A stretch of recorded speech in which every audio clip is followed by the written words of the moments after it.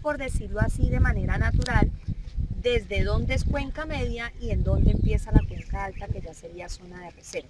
¿Sí? El otro objetivo es identificar a lo largo del recorrido impactos positivos e impactos ambientales que se encuentren a lo largo del recorrido, y el otro es la aplicación de los criterios ecológicos de los que les hablaba, ¿cierto? 21 criterios ecológicos que tienen un código. Entonces la idea es que a medida que nosotros vayamos haciendo el recorrido, ustedes identifiquen qué criterios ecológicos se pueden aplicar, ¿sí?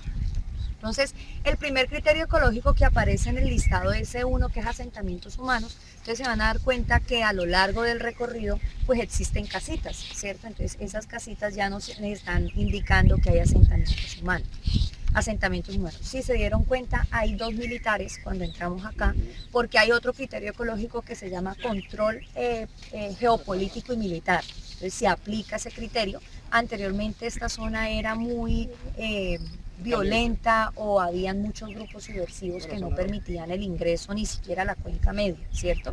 Y se decía que era muy peligroso, pero ya hay control geopolítico. ¿Por qué tiene control geopolítico?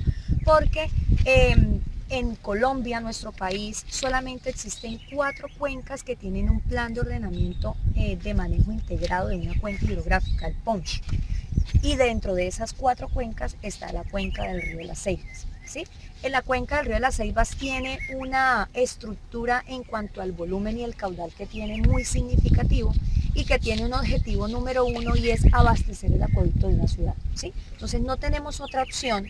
Si la cuenca no se cuida, no se protege, en la cuenca alta no tenemos otra opción de agua para nuestro consumo, que es otro criterio ecológico, agua para consumo humano, ¿cierto? Entonces, en ese orden de ideas, el PONCH, o el Plan de Ordenamiento del Manejo de una Cuenca Integrada, lo que busca es que se generen proyectos productivos de tal manera que la gente que vive en esa zona pues empiece a tener conciencia, se educan ambientalmente y le dicen, bueno, usted tiene su ganado, pero va a tener su ganado en determinada extensión, no lo vamos a soltar pues así como así, ¿sí? Usted tiene sus cultivos, tiene cultivo de frijol, cultivo de café, tiene cultivo de plátano, pero lo vamos a hacer bajo ciertas condiciones, ¿sí? ¿Por qué? Porque en la zona de reserva, como la palabra lo dice, el hecho de que sea reserva es precisamente para que la cantidad de agua que se encuentra en la cuenca se mantenga, ¿sí? Pero una cuenca o un río no se abastece solamente de que aquí brota agua y ya, no. A ella le caben muchas microcuencas, o sea, muchas quebraditas. Entonces lo que se quiere es, muchas de las personas que viven allí viven del agua de la quebradita, ¿sí? Entonces, lo que se quiere es que esas personas empiecen a tomar conciencia de que si arrojan residuos, que si arrojan aguas residuales como tal a esa quebrada, pues eso genera contaminación, ¿sí? Entonces, esa es como la idea de lo que se tiene del plan de ordenamiento. El plan de ordenamiento inicialmente, él lleva más o menos 6 años. Inicialmente lo empezó a desarrollar una entidad internacional que es la FAO, que es la Organización Mundial para la Agricultura y la Alimentación. Pero hace un año, creo, año y medio, la FAO dejó de administrarla. Entonces en este momento la está administrando la corporación, la CAN, ¿sí? Entonces la CAN es la responsable de generar todo el seguimiento de los proyectos productivos que se desarrollan allí.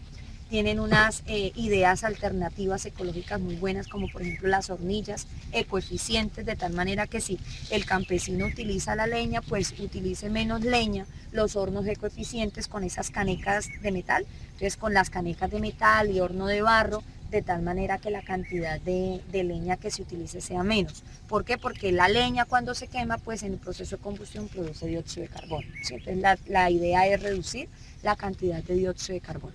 Y así sucesivamente han realizado muchos proyectos.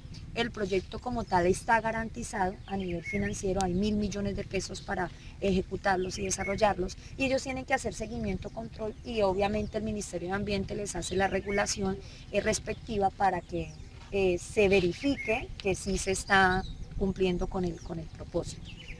Si ustedes observan esta divisoria, nosotros en biología le llamamos a esto, o en sociales se le llama relieve, ¿cierto? Y el relieve son las ondulaciones o las formas que le dan las montañas, las lomas, los filos, dependiendo de la distribución geográfica. Entonces, ese relieve hace que hayan unos límites y ese es otro criterio ecológico. Límites naturales, ¿cierto? Los límites naturales hacen que nosotros tengamos nexo con otros territorios. El territorio más cercano que nosotros tenemos, como la cuenca nace en la zona oriente, más o menos suroriente, entonces estaríamos hablando más o menos de esta zona. En esta dirección donde ustedes ven esa pendiente de relieve, más o menos aquí están haciendo la cuenca, ¿cierto? Y la cuenca sur sigue un recorrido hasta que llega a nuestra ciudad, atraviesa toda la ciudad, si ustedes se han dado cuenta, y termina o desemboca en el río Magdalena, que es una cuenca mucho más grande que la cuenca de las Ceibas, ¿cierto? Entonces ese relieve es el que le permite geológicamente o le imprime unas características específicas según las zonas de vida. ¿Qué son las zonas de vida? Son las características ecológicas en vegetación y en animales, y se aplica otro criterio que se llama diversidad natural, en donde nosotros podemos definir cómo es la relación entre el biotopo y la biocenosis, es decir, cómo es la relación entre la temperatura, la humedad, el clima, las especies vegetales, las especies animales, el tipo de suelo, ¿cierto? Todas esas características me permiten definir una zona de vida, ¿sí? Entonces, a lo largo del recorrido y cuando vayamos ya caminando en el ecosistema, se van a dar cuenta que la variedad de vegetación, así ustedes no se aprendan los nombres y no se sepan los nombres, es que observen la diferencia de vegetación. Y esa vegetación es la que marca la pauta para definir cómo es una zona de vida. Entonces, cuando ya lleguemos por ahí a la parte de arriba, van a ver unos helechos, una cantidad de helechos, y esos helechos son parte de una zona de vida que se llama bosque húmedo premontano, ¿sí? Que no la vamos a encontrar en esta zona. ¿Por qué? Porque vamos a ir cambiando de altura sobre el nivel del mar. Entonces, hasta donde vamos a llegar hay más o menos 1.300 metros sobre el nivel del mar, y en este momento estamos, yo creo que en Neiva estamos a 430, aquí debemos estar por ahí a 480 metros sobre el nivel del mar. No. Entonces, siguiendo la ruta del relieve, ustedes observan que, por ejemplo, en esta zona hay como especie de una ruptura, ¿cierto? Esa ruptura es porque ahí hay un impacto negativo, ¿cierto? Pero también se aplica un criterio, porque hay otro criterio que se llama recursos de minería, ¿cierto? Entonces, ese espacio que ustedes ven allí lo han explotado para sacar recursos, rocas que se utilizan para la construcción. Entonces, eso es favorable porque contribuye a un bien y un servicio para la comunidad humana, pero es desfavorable para el ecosistema porque, si ustedes observan, hay una fragmentación del ecosistema, y cuando hay fragmentación del ecosistema se bloquean todas las relaciones ecológicas que pueden haber, ¿cierto? Entonces se acaban las relaciones entre organismos vegetales, entre animales y vegetales, entonces eso genera impacto negativo. Si ustedes bajan aquí, donde hay esa mancha verdecita, hay una mancha blanca, ¿cierto? Ahí hay otro impacto negativo, porque hay presencia de residuos sólidos. Eso parece ser bolsas, basura, ¿cierto? Lo que llamaríamos basura. Y eso el ecosistema no lo va a lograr descomponer, ¿cierto? Entonces, quien lo arrojó ahí, pues probablemente o no sabía o sencillamente le pareció muy fácil, pero el ecosistema no lo va a lograr, descomponer. Sí observan que en este terreno hay como unos surcos, como unos caminos. ¿Sí los observan? Eso no es natural, eso lo produce el ganado, ¿cierto? Ahí hay otra intervención. Entonces, ¿qué se quiere en la parte de arriba, en la de reserva? Que todo sea verde, que haya un proceso natural de revegetalización, ¿cierto? ¿Por qué? Porque el pasto genera sobrepastoreo, y el sobrepastoreo deteriora y ocasiona todos esos caminitos. Entonces, por ejemplo, noten esta zona de acá y esta zona de acá más verde. ¿Sí observan que se ven unas manchitas verdes sobre los caminos? Entonces probablemente, y hay un cerco de palos, si lo notan. Entonces allí ya estamos notando que del cerco para allá está generando revegetalización, pero del cerco para acá todavía hay intervención, ¿cierto? Entonces el sobrepastoreo es otro impacto negativo que se puede generar, ¿sí? Si ustedes observan aquí estas manchitas, hay manchitas verdes, manchas de árboles. Lo ideal sería que toda esta zona estuviera así, ¿cierto? De manchas verdes, pero como estamos en la cuenca baja todavía no se han generado ni procesos de sanción, ni procesos de reconversión natural, ni ningún tipo de proyecto en el que la gente pueda decir, bueno, yo me voy a comprometer a tratar de cuidar, ¿cierto? Pero en la cuenca media y en la cuenca alta sí. En la cuenca alta que hizo el municipio de Neiva, el municipio dijo, bueno, usted tiene un terreno, pero eso es zona de reserva y necesitamos proteger la cuenca, entonces véndame, ¿cierto? Entonces el campesino dice, listo, yo vendo. Entonces van a encontrar unas casitas como despobladas, como todas desaliñadas, como que ya no vive allí nadie. Es precisamente porque esos pobladores que estaban allí vendieron, ¿sí? Vendieron, se fueron para la ciudad y ahora viven en la ciudad. Hay otros que no. Hay otros que dicen, no, ¿yo qué me voy a hacer a la ciudad? Si yo vivo aquí en este espacio y yo cultivo plátano, yuca, hortalizas, pollos y de eso vivo, ¿cierto? Y dijeron, no, nosotros no vamos a vender. Entonces, ¿qué le tocó hacer al municipio, al proyecto? Decirle, bueno, usted no va a vender, entonces necesitamos llegar a un acuerdo de tal manera que usted no genere tanta contaminación. Entonces usted se va a comprometer a estar en determinado territorio, en determinada área, y de ahí no se puede salir. Si usted se sale, se hace una sanción, ¿cierto? Entonces se llegan a acuerdos, porque para la gente es muy difícil. Y si ustedes lo miran desde el punto de vista social, es lógico, ¿cierto? Una persona, hay un señor bien arriba del motilón, que él es soltero y es viejito, tiene como unos 60 años, y la mamá de él vive en Neiva y él dice que él no se va, y vive casi a la orilla de las Ceibas, y que no, que quien le quiera comprar, que él no le va a vender, porque él vive bien ahí y él no sabe qué se va a ir a hacer a Neiva, ¿sí? Y desde el punto de vista social hay muchas personas que realmente viven de lo que hacen en su tierra y no tienen otra opción, y no pueden manejar un rubro económico y se les acaba, ¿sí? ¿Por qué? Porque saben que el rubro económico que siempre han manejado, así sea poquito, lo han invertido en la tierra, ¿sí? Entonces es una situación bien compleja, el proyecto tiene muchos componentes, componente social, componente biológico, componente psicológico, de tal manera que la gente entienda y comprenda que no es que lo quieren sacar pues así como lo que ha pasado en el Quimbo, así no, lo que se quiere es llegar a acuerdos de tal manera que se proteja la cuenca. Porque nosotros vamos para un lugar donde es muy importante que los neivanos, y así ustedes no sean neivanos, viven en Neiva, sepan de dónde sale el agua, ¿cierto? Nosotros a veces hacemos, ay, hay agua, ay, no hay agua, ¿cierto? Y no sabemos nada más, ¿sí? Pero resulta que el recorrido que nosotros vamos a hacer es bastante significativo. ¿Por qué? Porque es que el agua, vamos a ir a la zona casi de reserva, de donde empieza zona de reserva, pero resulta que en la zona media le caen aguas residuales y nosotros esa es el agua que nos tomamos, ¿cierto? Pero hay otro sector que se llama la Bocatoma del Guayabo. Entonces, ¿qué hace la Bocatoma del Guayabo? Recepciona toda el agua, venga para acá el agua a través de unos tanques especiales y después de esa recepción de agua se van a 3 plantas de tratamiento, ¿sí? Que es la planta El Recreo, que es la que queda bajando donde estaba el retén, que es más o menos así en curva donde está el retén militar. Ahí hay una planta que se llama planta del tratamiento del Recreo. Hay otra en el jardín, cuando uno va subiendo bugambiles, que dice EPN, esa es la planta de tratamiento del jardín. Y hay otra que es la más antigua en Las Palmas, ¿cierto? El tomo, donde le llaman el tomo en Las Palmas, esa es otra planta de tratamiento, ¿cierto? ¿Qué hacen las plantas de tratamiento? Entonces recogen el agua, la filtran especialmente con sulfato de hierro, le hacen análisis microbiológico, le hacen análisis bacteriológico, le hacen análisis para saber qué cantidad de metales pesados tiene, y así llega a nuestra casa. Entonces cuando a nosotros no nos llega el agua, ¿cierto? Ay, pero es que estas empresas públicas, que es que nos quita el agua. No, es que sencillamente si en la cuenca alta le está lloviendo, al lloverle todo este terreno, ustedes saben que si lo notan, miren, es demasiado fragmentado, entonces se desborona. ¿Sí? Entonces al agua le cae mucha sedimentación, entonces se vuelve turbia, ¿cierto? Y le cae mucha tierra y genera creciente. Entonces, ¿qué tienen que hacer? Cerrar las válvulas y decir en la Bocatoma del Guayabo, no podemos dejar entrar el agua así, porque lo que ocasiona es que un proceso de sedimentación que daña la tubería, ¿cierto? Entonces, esa es una de las razones porque a veces no se nos va el agua y nosotros no sabemos. En la parte ya de la ciudad, ustedes se han dado cuenta que está un proceso de canalización, ¿cierto?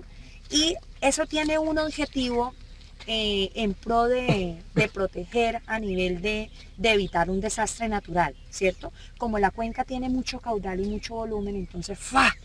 Sí la vieron que está crecidísima, ¿no? Entonces ella fácilmente puede arrasar con lo que tenga, ¿cierto? Y puede irse comiendo la carretera. Entonces, ¿qué hicieron? Empezar el proceso de canalización. Pero desde el punto de vista biológico, eso no es favorable, ¿cierto? Porque el cemento lo que está haciendo es otra vez bloqueando relaciones ecológicas y alterando el ecosistema como tal, ¿sí? Entonces va a llegar un punto que puede ocurrir lo que pasó con la toma. ¿Sí han visto la toma, no? La toma en el sector canalizado, y ustedes van al 7 de agosto, al 1 de mayo, y ella está en todo su esplendor. ¿Por qué? Porque no está canalizada, ¿cierto? Lo ideal es que no se canalizara, pero es un mecanismo para evitar algún riesgo natural, ¿cierto? Entonces, eso tiene sus pros, pero también tiene sus contras, que en muchas situaciones no es favorable para el ecosistema como tal. Entonces la idea es que ustedes observen, bueno, cada vez que ustedes vean que dos pendientes se cruzan, yo veo esto aquí, veo esto aquí,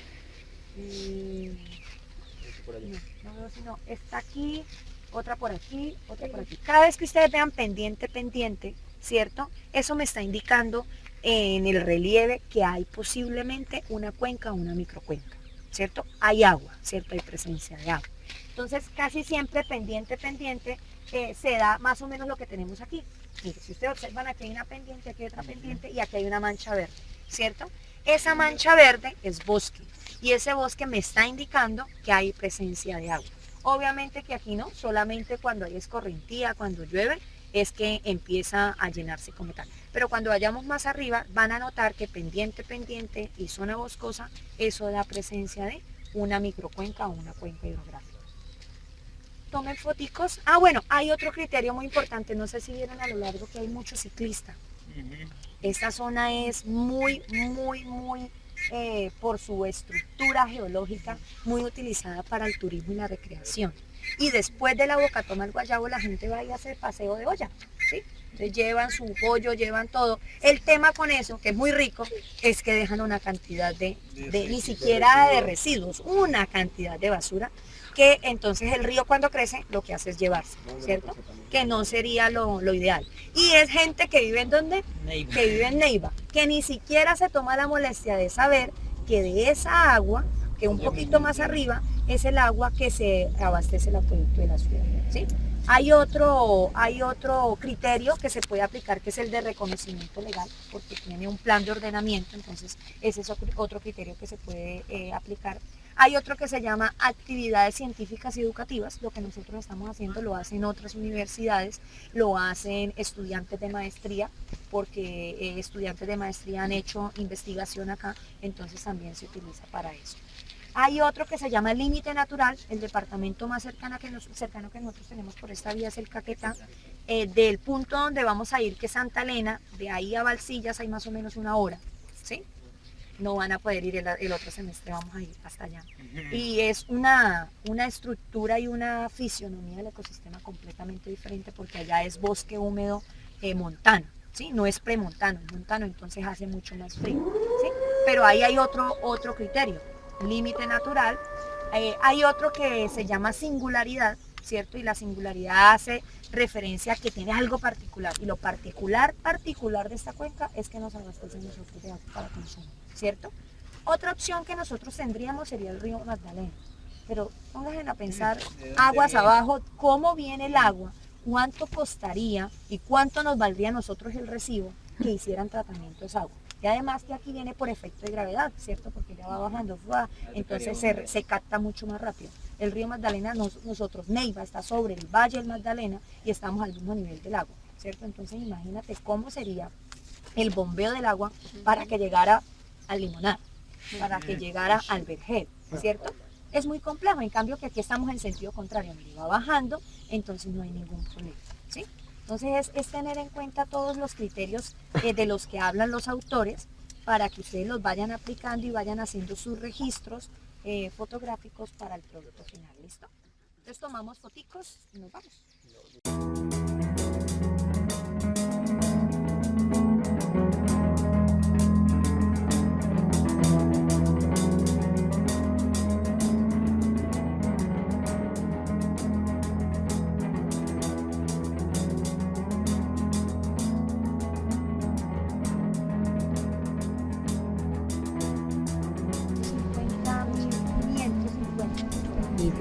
Y llegando allá pues tenemos la divisoria para otros territorios.